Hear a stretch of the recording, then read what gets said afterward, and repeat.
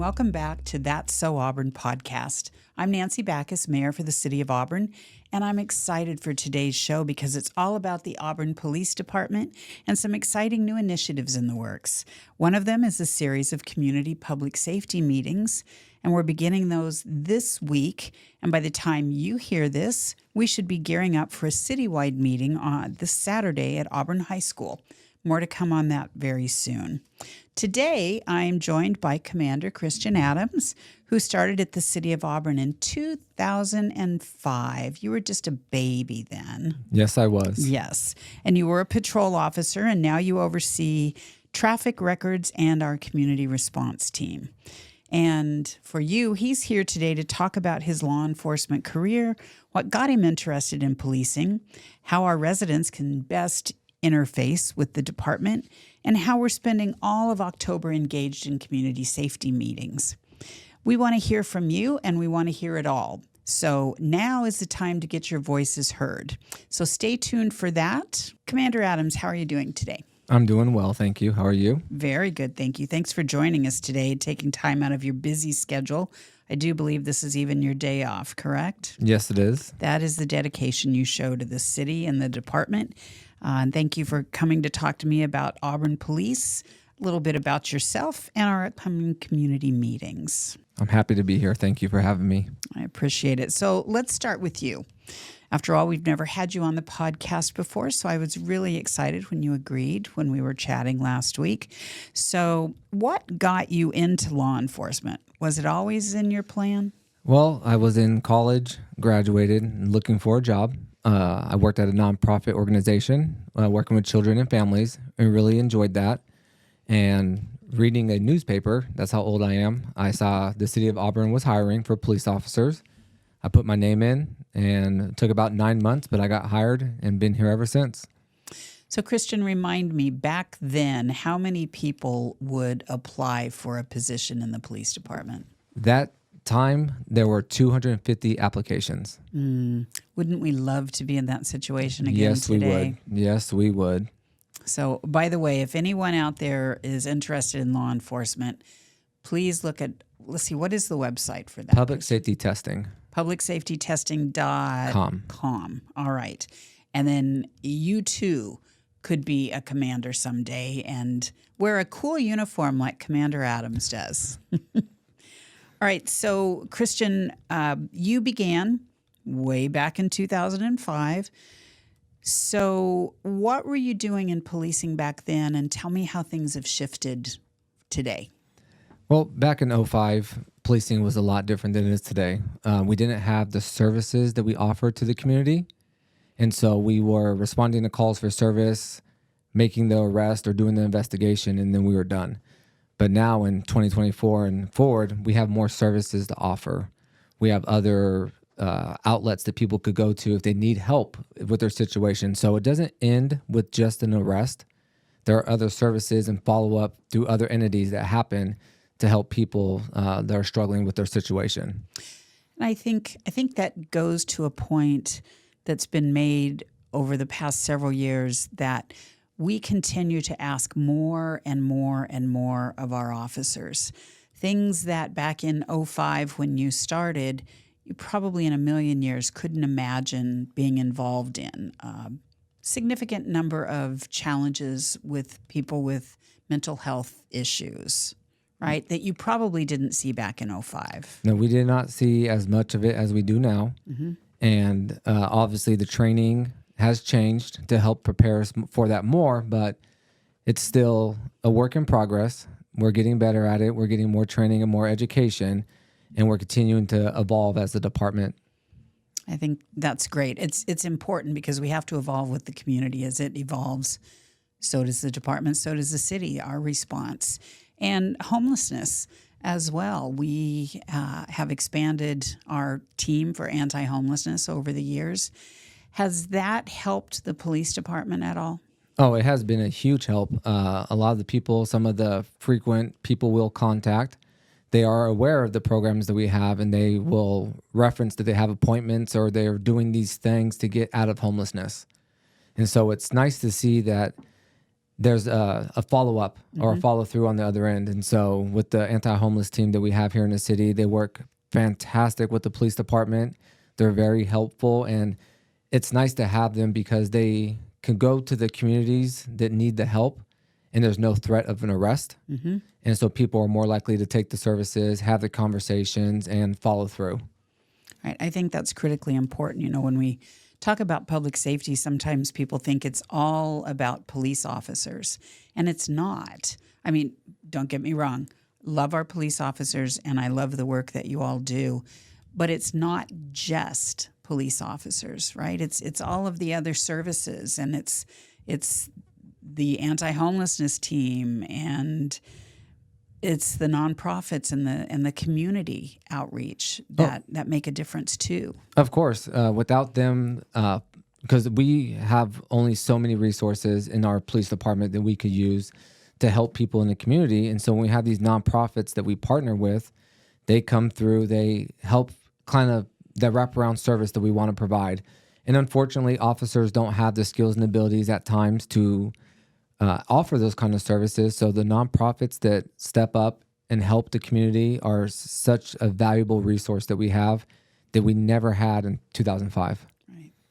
Things have changed, community policing, those types of things. So on that same note, one of our priorities this year at the City of Auburn has been outreach and equity, and in just about every facet of everything that we do. So I'm sure our listeners are curious, how can residents best interact with police in a positive and productive manner? Be open-minded. That's all we want. I understand that in the world, you see the media, you see an officer or anyone in any profession do something that's unsavory. And some people will judge every person in that profession by one. And all we ask is that give us a chance. You may have had a bad interaction with another officer in our city, another city. You might not be happy with the outcome of an investigation or a crime that you were a victim of. But give that next officer that you encounter, give them a chance. Give them a chance to show you who they are and what they could do. And maybe have a conversation about that last interaction you did not like. There might be things outside of the officer's control that kind of dictated the outcome. But if you just give us a chance, come to us, have a conversation, because we love it. We love to interact with the community in a non-critical or incident way where we could have a conversation, laugh, tell some jokes, shake hands, and both leave with a happy interaction. Right. Realize that both parties are human beings, and that open-mindedness comes from the police department as well, right? I mean, officers have to go at things with an open mind when they're interacting with the community. Oh, of course, because every interaction is different. Right. We can't judge every interaction by the previous one. And so we never know what we're going into, and we never know if a theft is a theft because someone is just likes to steal, or they're someone who truly is trying to get out of something or out of a situation into dire need. And so things like that happen. And if we have those conversations and we're able to connect as people, we could come to solutions and, solve the problem, not just put Band-Aids on it. Right. I think when people find something in common, it's so much easier to work on those issues that you disagree on. Yes. Right. But there's a common bond there that you have created, and it makes it so much easier to work on those other issues. Oh, I agree 100%. Yeah. Well, I want to talk about some of the upcoming community safety meetings, and the full schedule for anyone who wants to see that is on auburnwa.gov. Just scroll down to our news and announcements, and it's also available on speakupauburn.org. So what can folks expect from this first series of meetings? And the first one is tomorrow, Tuesday, October 8th at Evergreen Heights Elementary. Yes. And I know I'll be there. Dr. Spiciotti from the Auburn School District will be there. Chief Collier will be there. Are you going to be there tomorrow night? I will be there. You will be there. Excellent. What are you hoping for, and what do you think people can expect when they get there tomorrow night? I'm hoping to learn what the community needs from us. It's easy for us to take analytics and data and other things and come up with a conclusion based off of science of what we believe needs to happen. But it's not until we hear what the people are truly facing, because not everyone calls 911. Right. Not everyone reports every crime they see. And so it's our chance to go listen to the people, hear it from their own mouths, what they are seeing, what they're dealing with, and what they are hoping to get from their police department and their city. And so I think it's going to be a great chance for us to connect with the community, people being people, and working together to identify the solutions, identify the problems, and then work together to try to come up with solutions. Absolutely. I think it's critical. After COVID, we haven't had as many community type meetings, and I miss those. I do too. And I think especially because there has been, South King County in particular, there was a lot of juvenile crime this summer. I think we can agree that it was not something that we wanted to see in our community. And it's definitely an issue, a concern. People's safety and their perception of safety are both critically important. Yes. And sometimes when we say the perception of safety, people get a little upset because it's like, how dare you? We just want to be safe. Well, you could be in a neighborhood that's completely safe, but if you don't feel safe, that's the perception of safety. And so we want to make sure with these community meetings, and this is just the first series, to do more of a listening tour and get the concerns, talk about what we're currently doing, and then come back with all of the ideas that we've gathered through those 7 meetings and come up with some new and innovative ideas. It's not always just, and I don't mean this as a jest, but it's not always about adding more officers, although we know we need more officers. And hopefully I'll drive our sound people crazy, but I'm going to knock on wood and say that with the upcoming budget, if council passes that, there's funding in there for 10 additional officers. So that would put our full number of officers that we are budgeted for to 128. Which would be amazing. Would be amazing. And again, if you are interested in being a police officer, you need to go to Public Safety Testing. Thank you. .com. Because we need great people out here. We don't have that luxury of 200, 250 people signing up for 1 or 2 positions any longer. No, we do not. And we need good people. We want good people. We need people that reflect our community. Yes. So what do you personally hope to get out of these meetings, Cristian? Well, I hope to get new relationships and friendships with people in the community. When people feel comfortable with their law enforcement representatives, they're more apt to come forward and have that conversation. And it goes a long way because, like we talked about the perception of safety, if you have a perception that the police are unapproachable, you're not going to talk to us. Mm-hmm. But if we could let that guard down, let people in, and we could build that relationship, then we will be able to get that information that we need. People will be more apt to reach out. Even if it's anonymously, they're going to know that we care and we want that information, and they're going to be part of the solution.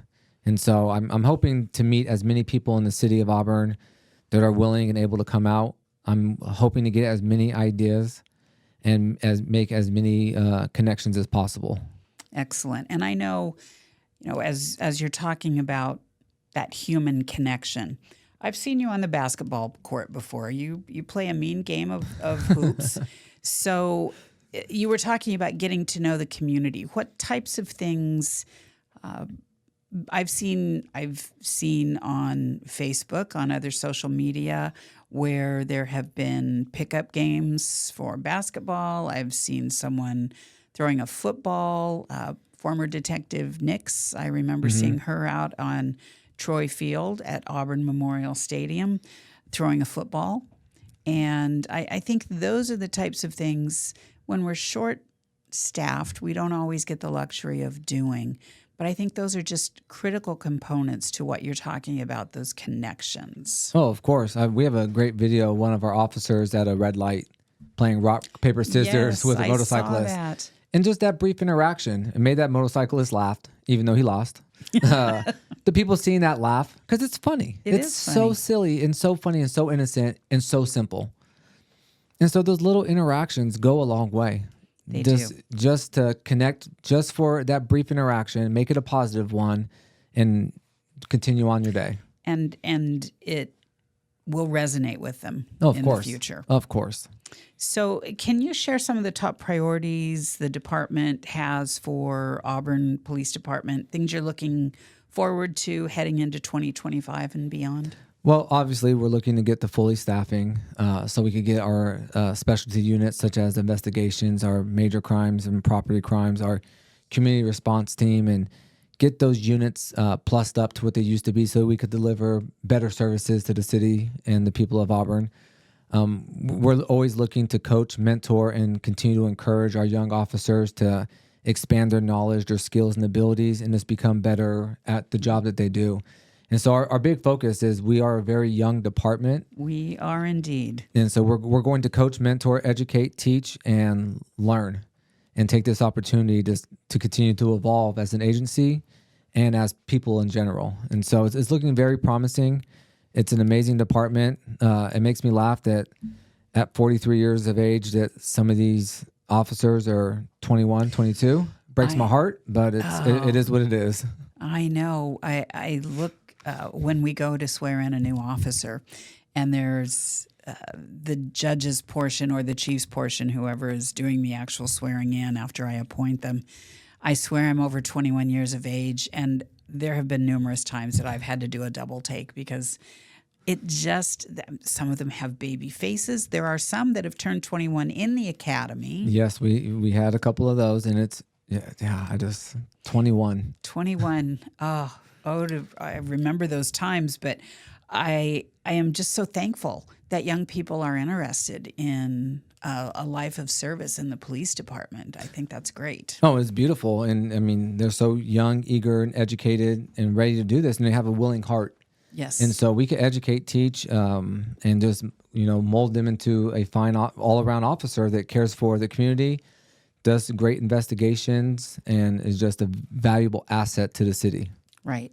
And the diversity of our officers, I think nowadays is really important as well. Like I said, we want to make sure that we are reflecting the community and that people see themselves. They can see themselves as an officer. Yes, I agree 100%. And our department is partnering with other agencies in the Valley for a upcoming diversity hiring event. We'll be in Renton in November, and we have it on our social media if anyone wants more information. But it's not only for diverse candidates, but we are looking for diverse candidates and anyone who's interested in learning more about law enforcement.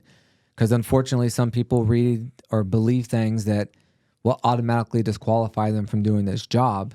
And until they sit down and talk to us or get more information, there's someone who's been on the fence and just thought they wouldn't qualify, but they actually do. They do. Mm-hmm. And so we get those people in, we get them in front of some officers, answer some questions, and see what can happen from there. And just from that, I don't want people to think we have lowered our standards for an officer because there is still the polygraph, not a lie detector test, but a polygraph and a background check. But as you said, there are certain things that one may have done in their youth that they think automatically disqualifies them because in their younger days they may have made a mistake. But what you're saying is that doesn't necessarily disqualify them. They really need to find out first. Yes, they need to find out. And obviously in police work, we don't hire perfect people because no one's perfect. No one is perfect. But we look for honest people. Yes. And some people honestly think that, if they stole a candy bar when they were 12 years old and now they're 34, that they could never be a police officer. And that's not the case. It's a case-by-case basis, but we do a thorough background investigation. We do the polygraph and other measures to see if they're a quality candidate or not. And you never know unless you try. Right. But if you lie about stealing that candy bar, that does disqualify you. Yes. If you lie about it, then unfortunately you will not be able to make it in the city of Auburn. Right. Well, I really appreciate a little bit more on that. I know I talk with Chief on a regular basis about the background checks and the polygraphs and the oral boards. I think we do oral boards every week. We try to do them every couple weeks if possible. It just depends on if we have the applicants signed up. But if we have them, we hold them. Excellent. So I mentioned that you, as commander, oversee the community response teams, and there's a good chance that there might be some people out listening that aren't aware of our community response team. Can you talk a little bit about what they do as a unit?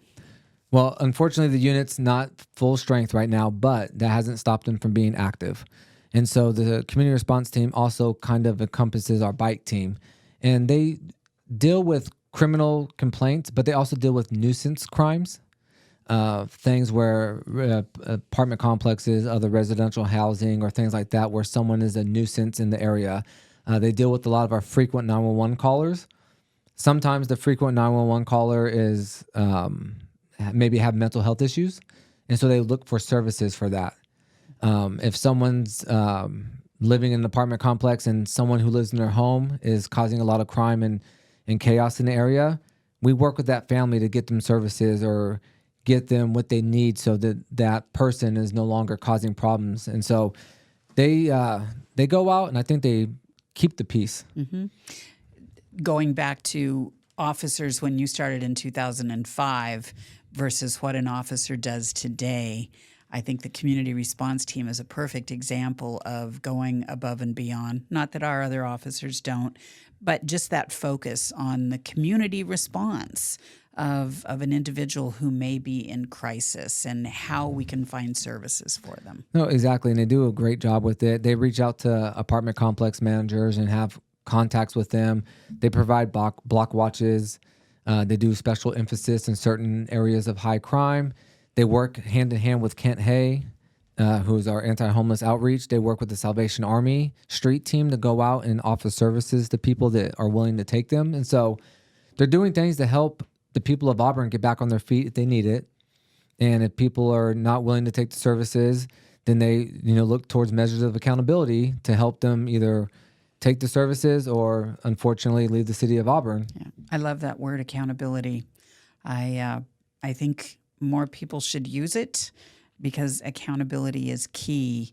I have 3 words that I've printed out behind my desk, and it's compassion, accountability, and community. Mm-hmm. You have to have compassion, but you have to hold people accountable, and without that accountability, there is no community. I agree 100%. So thank you for using accountability. We've been talking about some pretty heavy topics here, so to end things on a lighter note, maybe even a little bit of fun, tell me about the pickleball group at Auburn Police Department. Our residents can read about it in the Auburn Magazine, of course, but I want to know your opinion and ask why you haven't joined the team. I know you play basketball, but tell me about pickleball. Well, our pickleball team is amazing. They get together, they go out and play, win, lose, or draw. They don't care. They have a good time. I thought about playing, and then unfortunately one of our younger officers, Officer Cook, he went out and played, and he came back telling me stories about how he was just getting worked over by people that are more than twice his age. And he laughed about it, but he said he never saw someone have such control of where they would place that ball, and there was nothing he could do about it. And so I need to practice. I need a coach. I need something. You need to get those seniors out there to coach you. Because I'm hearing they're ruthless. Oh, they will dear. smile in your face and score on you relentlessly. And so I don't want to be embarrassed. I don't And blame so you. I need a mentor, a coach, and So if there's anyone out there that's willing to mentor Commander Cristian Adams so he can be the next pickleball champion in the Auburn Parks Arts and Recreation teams, please let him know. And maybe next time we'll hear about the championship that you're a part of. a championship or a pulled muscle, one of the two. Well, let's hope it's the championship. Cristian, thank you so much for joining me today on your day off, as I mentioned already, of all things, and to talk about yourself, to talk about the Auburn Police Department and these important citywide meetings. I appreciate you. I appreciate everything that you do, the conversations that we've had. This is the first one that's been recorded. But I really do appreciate how much you care about this community, and as do all of the officers here. They are truly here because they care about this community. And I want to give a special shout out to all of them and a special thank you to you for being here today. Thank you so much for having me. I appreciate it. Our department's amazing. Again, if you're looking to be a police officer, reach out to us. And I'm happy to be a member. You could do a ride-along too, right? We do have ride-alongs. Those are fun. They are very eye-opening. I encourage someone if they're interested to do that. Yes, they're very eye-opening. Well, again, thank you, Cristian, and thanks for listening in to That's So Auburn.